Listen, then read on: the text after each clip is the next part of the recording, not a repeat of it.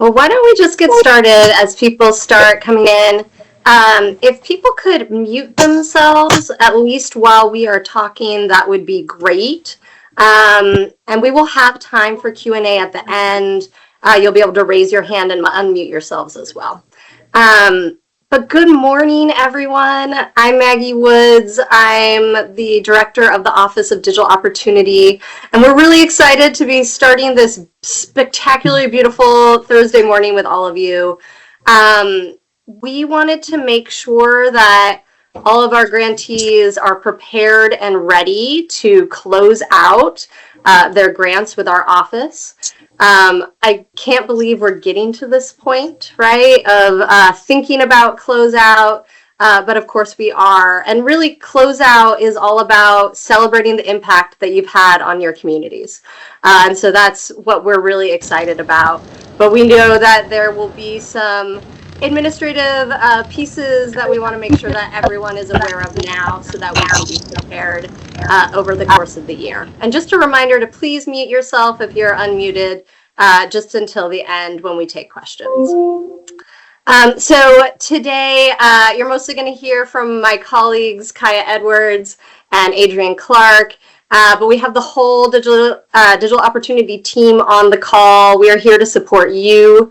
If you have questions throughout, please put them in the chat. If we can answer them right away, we will. But we'll also be using those chat questions to get our Q&A started at the end. So please don't hesitate if at any moment you have a question. Please type it in.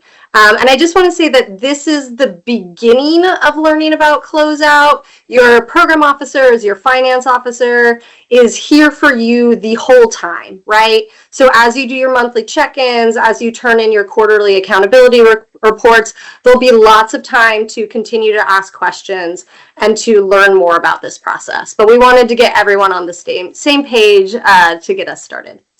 So without further ado, I'm going to pass it over to Kaya Edwards to start the webinar. Thanks, everyone. Thank you, Maggie. Good morning, everyone. Thank you so much for joining us today. I second Maggie's excitement. We are so proud of the work that you all have done so far, and we are initiating this closeout process, or at least talking about it as soon as possible, so that it can be streamlined and as easy to follow for you all. We don't want this to be burdensome, so if at any point, if you have any questions, please reach out to your program officer. Please reach out to your finance officer. We're here to support you all through this process, and again, receiving this information early on so that we can make tweaks along the way. So just to go over what we're going to be discussing today, starting with a level set, what is Closeout?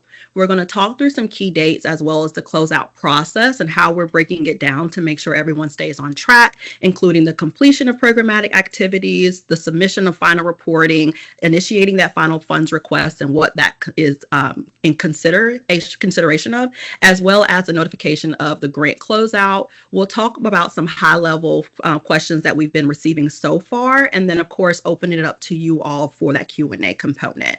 And as Maggie mentioned, if you have any questions during this time, please put them in the chat and we'll address them as they come up.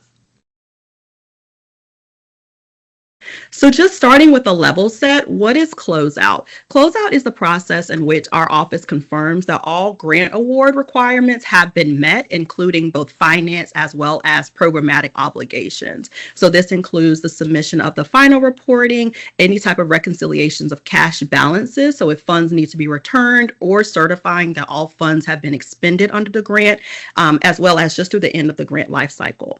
And just to keep in mind that closeout may occur before or after your anticipated project end date. So when you submitted your grant awards or your grant proposals, everyone included a timeline in that phase.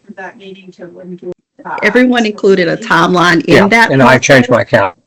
All right, let's make sure we stay muted, everyone. We'll do our best to try to man that on our end as well. So everyone submitted that grant timeline, and so that is what we're following. And if at any point, if you're already done expending all of your funds and you've completed your program activities early, you're welcome to initiate the closeout process as soon as you are ready. Just again, talk to your program and finance officer so that we can get that moving. Right. So we've broken down the closeout phase into 6 buckets or 6 phases. First, starting with that final funds request, we're asking for you all to submit your final funds request through the first week of September. And so one thing that we want to mention is in that final funds request, we've indicated that you are allowed to spend those funds on programmatic and administrative and closeout related costs. However, we are sensitive to the fact that some of you have already indicated that in your Q4 timeframe, you are going to be completing programmatic activities. That is fine. That is an allowable cost. Talk to your program and finance officer to make sure that the timeline still matches up and you'll be able to complete that activity. But what I'm saying is here that if you need to continue into Q4 with programmatic deliverables that have already been indicated on your timelines that were submitted along with your grant proposal, you are welcome to continue those activities. Okay. Phase 2, end of programmatic activities. If you do not have program deliverables being conducted in that final Q4 or that October to December timeframe, this is where you start to do that final funds request for that final administrative or closeout related costs. So that includes any type of subrecipients that may be related. All of that information needs to be consolidated on that final funds request by September 30th. So the end of programmatic activities, if you do not have programmatic deliverables, is September 30th. For phase 3, subrecipient reconciliation, a good number of you all do have subrecipient, and so we're asking for October 1st through the 30th to be the period in which you reconcile and close them out. Now, as the primary grantee, you have full flexibility to develop your own timeline as it relates to your subrecipients. So if they need to close out sooner, either due to your capacity or the funding that is remaining for them, you are welcome to close them out earlier. We are just asking for the drop dead point to be that October 1st to October 30th to make sure that we have enough time on our end to transition you all to the programmatic reporting piece. So if you do not have subrecipients, this does not apply to you. You would go ahead and transition into that programmatic reporting. So during this subrecipient reconciliation period, we provided you some templates along with the program guidance of how you can leverage those templates in order to consolidate your subrecipient reporting. So you would not submit individual subrecipient reports to our office. Instead, you would consolidate it into one final report. So you would ask them for their final programmatic information, you would ask them for their final finance information, consolidate that, and then that would inform the report that is submitted to our office. For phase 4, the submission of the final program report, this is going to be completed via a link, and it should be done by November 20th. Phase 5 is the submission of the final finance reporting. This is going to be due by January 8th, and this includes that expenditure report, finance certification, and a budget reconciliation that we'll talk about when we transition to the finance component. And then finally, phase 6, it's a notification of the grant closeout. When all the reporting has been completed, reviewed, and approved, funds have been returned if applicable, and then all certifications related to the grant award are complete, you'll receive a final closeout letter that indicates that all programmatic and administrative obligations to our office are now resolved, and your grant is officially closed. And then, of course, we're going to ask you to keep all of your records on file to maintain that record retention piece for a minimum of 5 years. And I'm going to pass it over to my colleague, Adrienne, to talk through more specifics about that programmatic activity completion. Good morning, everyone. It is so good to see everyone here this morning. And I want to echo what Kaya and Maggie said, that we are so excited and so proud of the work that you all have been doing. And it's been an honor for me to work. Ask Kiki if she is on this grant closeout meeting. Oh. It's been an honor for me to work with you all and help just to see the work that you're doing firsthand. So I'm going to talk a little bit about the completion of your programmatic activities. The funded by this grant must be completed by September the 30th. Again, as Kaya said, those things that you have already had outlined in your grant that you will complete in this fourth quarter. You can continue those. You can also see if there's something that you need to move up that you can complete earlier. That is also allowable. You are just not able to start new programs. So you want to finish out the things that you've been doing. Once you have finished with those things, then the program is closed. This would include any of your digital skills classing or device distribution, events and those things. You would not be able to add new ones to your program. If you anticipate difficulty in completing any of your programmatic activities in this time frame, then please just let me or as your program officer, your finance officer know, and then we can work with you to help guide you through this process. Our team is going to be here to support you throughout the entire process. So please don't stress about it. Please just feel like, business as usual. And this is why we're talking to you early, so that you know what is expected on the templates that you have to complete and submit, so that you can start thinking about it and compiling information right now as the months come through. For your subrecipients, as you have monitored your subrecipients the same way that we have monitored with you, you will still use the same templates for their programmatic activities that we are using for you all, and then add any of your internal indicators or information that you need to collect for them. But you would just use the same templates so that you will be sure to have the same information across the board, and it's easier to collect if you have the same thing, and then you just combine those into one report. Next slide. And then the submission of your final programmatic report, that will be submitted via link, and the prompts from the final report you will see here. And we are giving you this webinar is recorded, so you will receive a copy of the webinar as well. So you will have your primary objectives. We will just be checking against your report that you sent, that the things that you said that you were going to do in your grant, that you have done that. The final program, the numbers with the indicators for the devices distributed, or the number of subrecipients and beneficiaries, key accomplishments, lessons learned, plans to share best practices, and things like that. You will be reporting on all of those, and they will all be in one report. And then once you have submitted that report, then you will be able to go on to your next report. The programmatic is first, and then your final financial report will be after that. Thank you, Adrienne.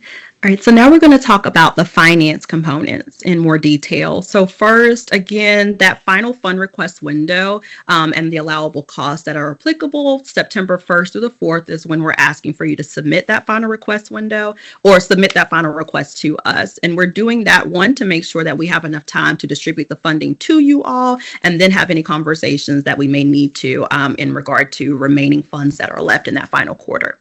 Although programmatic activities in September 30th, you should include any costs that are incurred through that December 31st end of period of performance.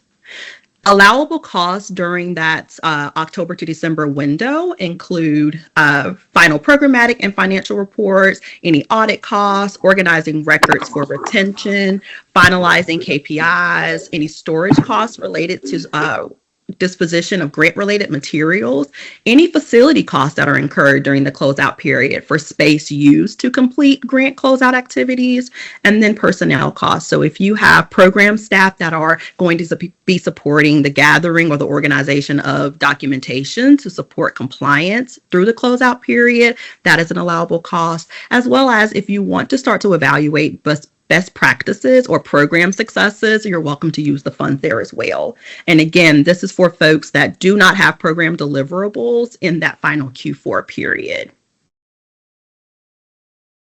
Okay.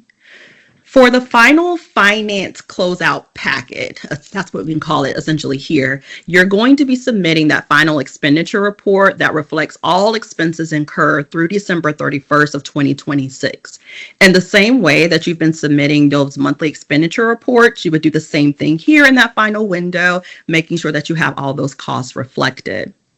We are going to move forward with a budget reconciliation report. So for each financial activity that you submit or each payment request that you submit to our office, we do ask for you to indicate line by line or by budget line item what you're going to be spending in those categories. So what this report will tell us is what you've requested, what you've drawn down, and what you've actually expended based off of your records. And this again will help us when we get to the end point in determining what funds need to be returned and making sure that line items haven't been overspent. And that just helps with the overall reconciliation process. We will do this at the June period as well as once again in December. So talk with your finance officer if you need some support in regard to how you're auditing your systems to make sure that you're able to pull this information out in detail. The next piece is an inventory sheet of equipment purchased with grant funds, regardless of the cost. And we'll talk more about that in the frequently asked questions portion of questions we've been receiving so far. But you want to be tracking the equipment that you're purchasing with the grant.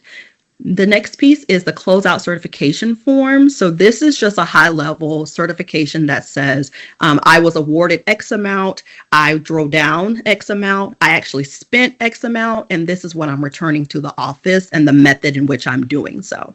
You have a couple options in the way that you can return funds, whether through ACH, whether through check, or if you're a state government agency, you can do an IGO transfer, but you will receive that information based off of whether or not you are actually returning the funds, which we hope you aren't. We hope that you're expending all of them through the period of performance. And finally, your most recent single audit report. We'll talk more about this in the FAQ section as well, but this is for organizations that have a threshold of $1 million and above in federal funding, including our grant award. I recognize this may be a lot of information as it relates to the finance piece, but please know that we're here to support you all through that. And again, we're doing this now so that we can be mindful to make sure that we can be reconciled all the way through. So once your finance officer, just thinking about the process in general, you would submit the documentation to the grant portal. It would be reviewed and approved by your finance officer. And once everything is squared away, either funds have been indicated to be returned, or you've certified that all funds have been expended, you'll receive that closeout certification form for signature, and that will wrap up the closeout packet for the finance component specifically.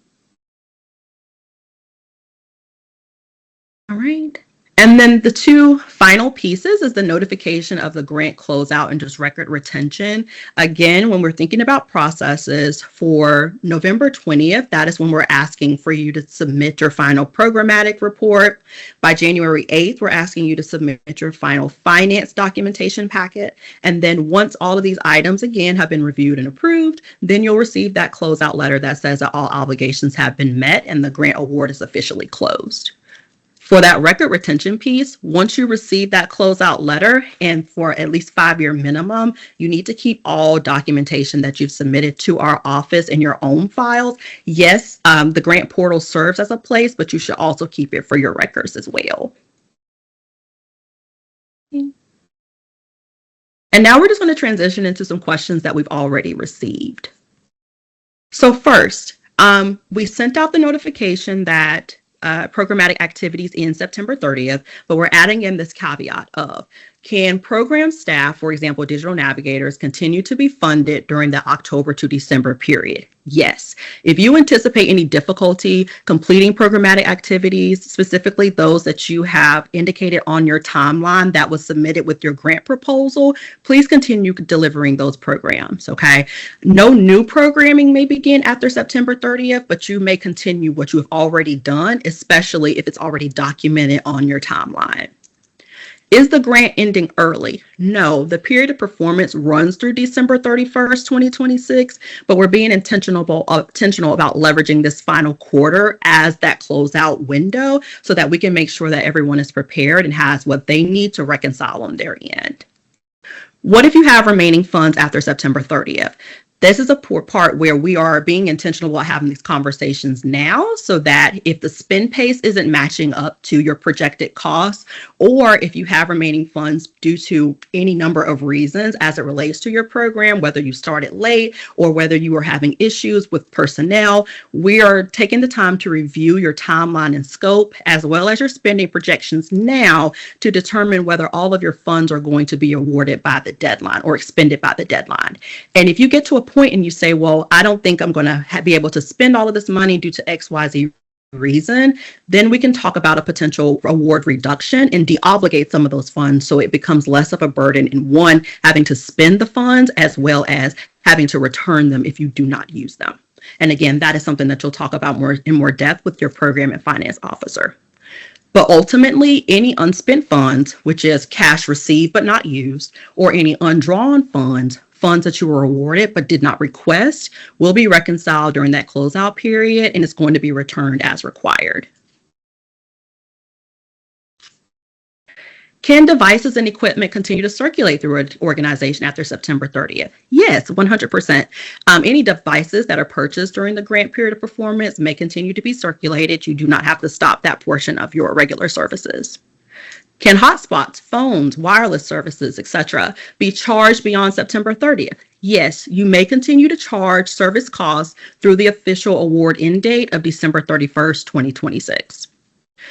Or if you have any questions about whether or not your organization meets the single audit requirement, any non-federal entity that expends more than $1 million or more in federal awards is required to have a single audit conducted and submit a copy to our office. And so if you meet this threshold, you would of course submit that along with your final finance packet by that January 8th deadline. Okay, now we're going to talk about that equipment sheet. So what should that inventory equipment sheet during closeout reflect? At a minimum, we're asking you to indicate the date of purchase, the item description, whether it was a laptop, a tablet, or a hotspot, the model and serial number, if applicable, the quantity, as well as the distribution status. So a lot of organizations have conducted device drives in which they're sharing or distributing devices to community members. We want you to be able to track that information back to our office. So when we're asking about what equipment you should be tracking, this includes printers, cell phones, laptops, desktop computers, vehicles and trailers, smart screens. If you have any peripheral items like headsets, mice, we're not tracking that. However, it's best practice if you're delivering it as a device kit. So for example, if you're handing with someone a laptop bag and some of the items that you're including are a mice or a headset, for example, you want to be able to track that for your own inventory purposes to make sure, one, you receive what you were supposed to receive from the supplier, and then two, the end user or the participant was able to receive the full device kit that they were supplied. Now, it could come up where you say, well, I haven't been tracking this information up to date. Talk to your program and finance officer, and we will definitely reach a solution with you. We don't want this to be burdensome. We, again, just want to make sure that the equipment is accounted for within your organization. Going back to that single audit requirement, again, $1 million or more in federal funds, yes, you have to have a single audit. And then A question that's coming up recently is, can we request all of our funds all at once to have in-house versus waiting? No, please continue based off of your quarterly drawdown projections. And this ensures that you are covering the funds needed for your activities for that quarter. And this is intentional because, again, when we're talking about budget reconciliation, you don't want to have a large number of funds, one, sitting in your bank account, and then two, it makes it difficult at the very end to retrieve those funds, and it makes it more administratively burdensome for you all. So we want to make sure that we are basing it based off our spending projections for the quarter and not over advancing just to have the funds in house. Okay. And now we can transition over to any questions. I think it would be best to just start with some of the things that have been coming up in the chat. And I believe Maggie and Tamisha have been working through those. Are there any that we need to talk about specifically? Well, let's just walk through them just so the whole group sees them. So we've gotten a couple questions about if these slides will be shared, what will be shared. Kaya, could you just talk about what's going to be shared with grantees? Yes, so we will send a follow-up message with not only the templates that we've indicated in the slides, like the reporting forms, you'll also receive the slides and you will receive the recording as well. So don't worry about that part. And again, if you have any questions beyond this webinar, we have those monthly touch points, but you also don't have to wait until those monthly touch points. Let's start having the conversations as soon as you need to. Yeah, great point. And then Deirdre asks, as we move closer to the end of programmatic activities, we will likely have extra amounts in some budget line items that we'd like to move to other line items. Is there a preferred time frame for a budget revision if needed? Tamisha did answer this, but Kaya, do you want to kind of share with the broader group? Sure. I'm just going to reiterate, I can see the chat as well, what Tamisha said. Use those monthly check-ins to talk with your program and finance officer about timelines and how you can revise those specifically for your budget. That's more of a program-specific question, so it depends on what the category is as well as what you're moving, but use that time to talk with your assigned officers about that. Great. And then Megan was asking about the timeline to file a budget modification reflecting the new end date. And Tamisha indicated it would usually takes about 2 weeks. However, it could take up to 30 days. Is that fair to say? Yes. We tried to be as intentional as possible to make sure that your amendments are filed as soon as possible. So the sooner you have the conversation with your officers, the sooner we can get the documentation processed. Great. And we have one more question in the Q&A, but if people do have questions, I encourage you to raise your hand and we can unmute you, or type it in the chat and we'll get to you when we as we ask this last question. So it was in the Q&A, but now it's not showing up for me. Oh, here we go.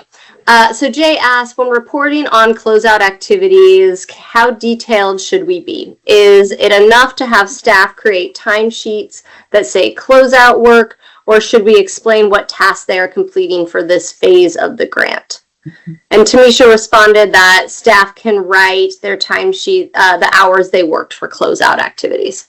Yes. Anything to add there?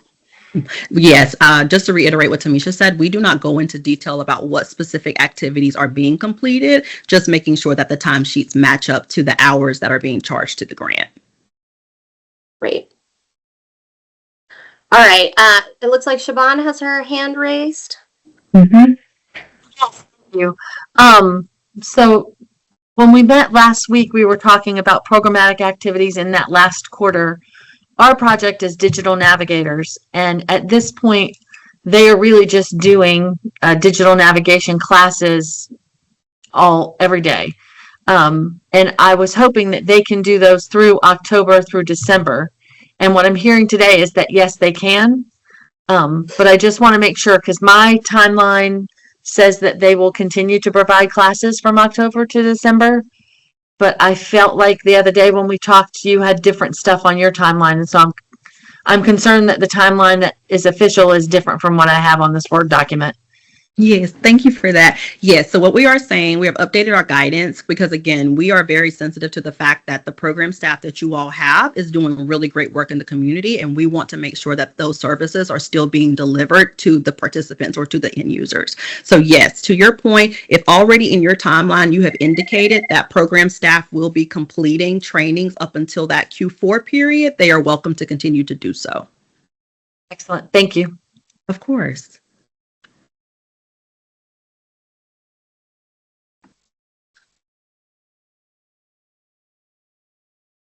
Okay, Meredith says in the chat, we are distributing devices after each term. Community college fall semester ends in December. We have to purchase them prior to the end of the semester. Would we be able to continue the distribution to the end of December, or do we need to plan on completing device distribution at the end of summer, which would be July? It was in our original timeline to continue device distribution.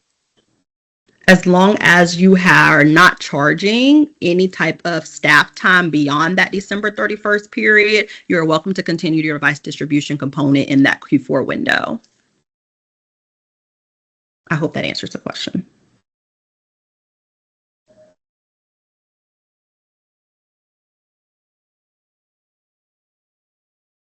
Okay, it looks like Lumber River Cog has a question. Hi. So to follow up on the previous question about the digital educators, we're doing hotspots as part of our, and originally we were planning to provide that internet service through December 31st. So will that Verizon bill be allowable for those 3 months as well? Yes, you are welcome to continue charging those wireless services, hotspot services, phone services through the December 31st, 2026 timeframe. Thank you. Of course, thank you.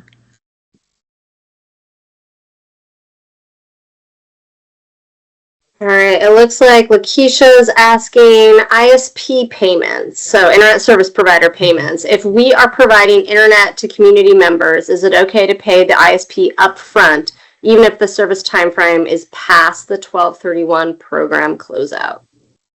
Let's talk about that one, Lakeisha. We would need a little bit more information as to how far it's going out beyond that December 31st timeframe. So let's talk about that one. And then as a group, we will update our FAQs with that response. Our FAQs will serve as a living document as we continue through this grant closeout process. So we want to make sure that everyone has the same information.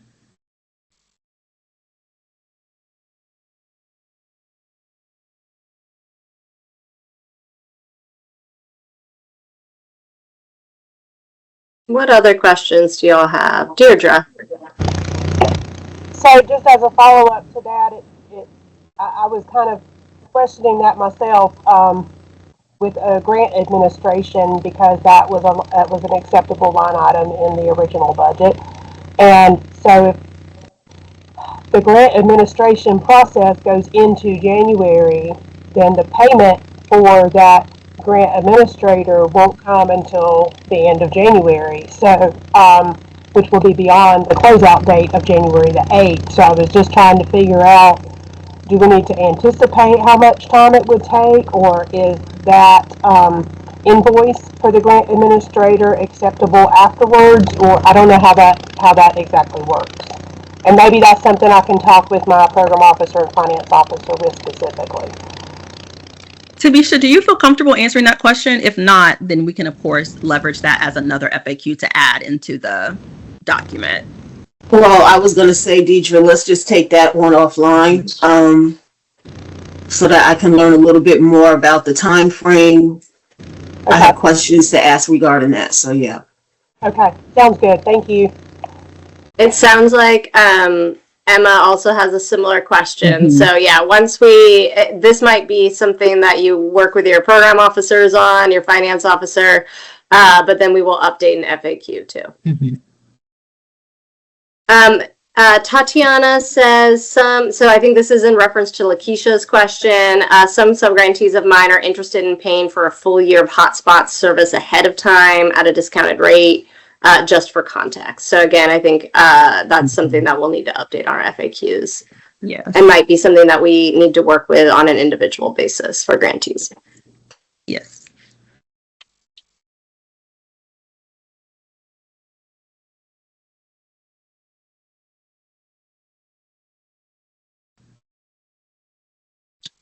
All right. Lisa says, same here. All expenses we pay for MiFis would be December expenses invoiced in January.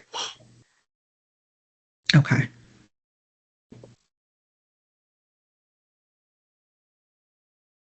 What other questions?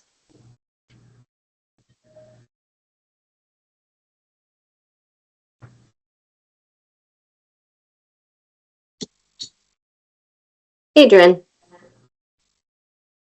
I just wanted to say to remember that you can call on your program and finance officer at any time. You do not have to wait until your scheduled check-ins. If you have questions, you can send emails. If you need a discussion, you can send an email requesting for us to meet before the scheduled check-in time. So we are here to support you throughout the entire process. So please don't feel like you have to wait to ask a question.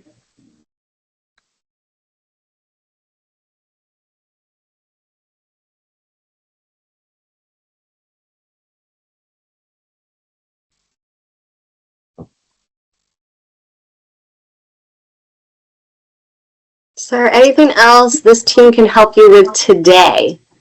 I know there's a lot of information, but any questions? If you have a question, probably someone else does. As you can see in the chat, as some of these questions are raised, there's a lot of, oh, me too, me too. I'm in a similar situation. So what else is bubbling up? I have a question. Yeah, go ahead. I know some of the grantees when they started the program, they budgeted to end like not now, but earlier. Have some organizations been through this process already? I'm just curious. Okay. Yes. And then that's another thing. Like everyone in their grant agreements did not anticipate going all the way through December 31st, and that's okay. So as we mentioned earlier, it may be before or after that window that we have set up so far. So if that is the case and you are ready to close out, you are welcome to do so. Just notify your program and finance officer and we'll walk you through that process. But Kenny, to your point, yes, we have started closeout with some grantees. I was wondering if we could tap them in for for ideas. And then I also want to mention to that point, like this won't be the only time we have this conversation. So we will definitely keep reiterating these points. And then if it's necessary for us to have another webinar or another group technical assistance, we're happy to do so. Whether that's office hours, we can definitely accommodate. And that gets to Megan's question of, will there be another closeout webinar closer to the fall or in the fall? I think the answer is yes, to Kaya's point, but also if you all feel like you need more technical assistance or another one of these as a refresher, just ask for that. We are a small team and we will accommodate what you all need. So just let us know.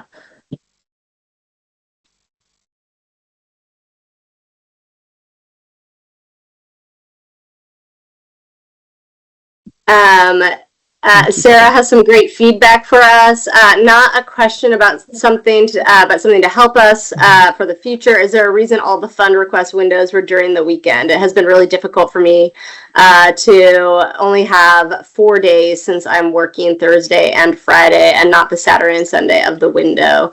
Just some feedback for the future. Super helpful feedback. Thank you, Sarah. Yes, please share that feedback with us and we'll see what we can do. For those actual deadlines that fall on the Saturday and Sunday, we've been reiterating that you could submit the following Monday or whatever the next business day is after the weekend or a holiday. And then it was also set up to where like the period itself was through the 12th through the 15th. And please correct me if I'm wrong on that team. And that was just the standard for each payment request window. And so sometimes it did fall on those weekends. But to Adrian's point, definitely providing that flexibility, if that were the case, for you to submit a little bit further out.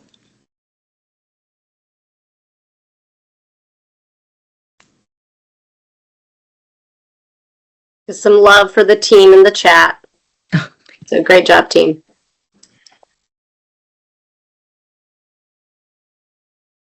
I hope you'll, if you take anything away from this, I know it's a lot of information, is that we are here to support you.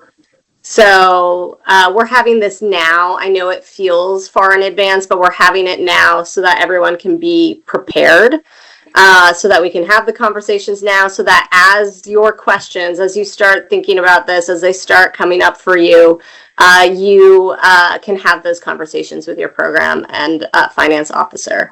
And we are here to support you every step of the way through this process.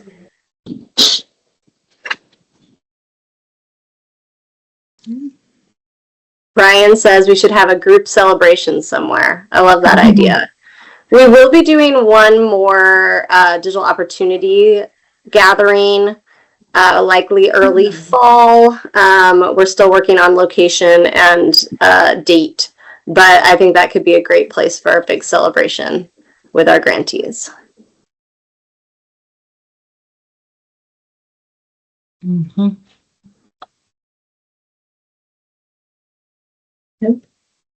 Other questions? We don't want to keep you on if we've answered all your questions, but want to just make sure that we're answering anything you're worried about right now or wanting clarity on.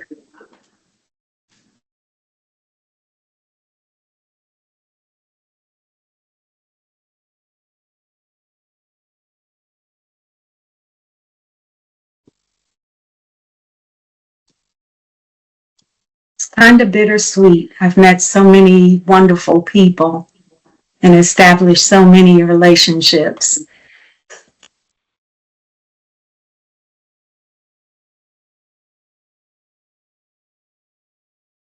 It is certainly bittersweet. I'm not ready to feel sad yet, though. We're celebrating. Yeah. Brian says you're not going to get rid of us. Good. I'm glad to hear it. Us neither.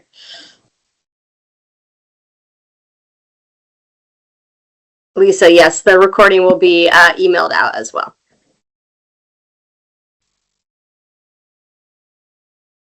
Okay. Well, if there are no more questions, then I think, Kyle, I'll pass it to you to close us out. Oh, that's fun. Thank y'all so much for your time today. Just continuing to reiterate, so proud of the work that you're doing. We are here to support you through this entire process. This will be not be the last time that you hear about Closeout and the support that's included. We will follow up with the recording, the slides, as well as the templates and documents we've sent so far. And if you need anything in the meantime, you know where to find us. Enjoy the rest of your week, and thank you for all that you do.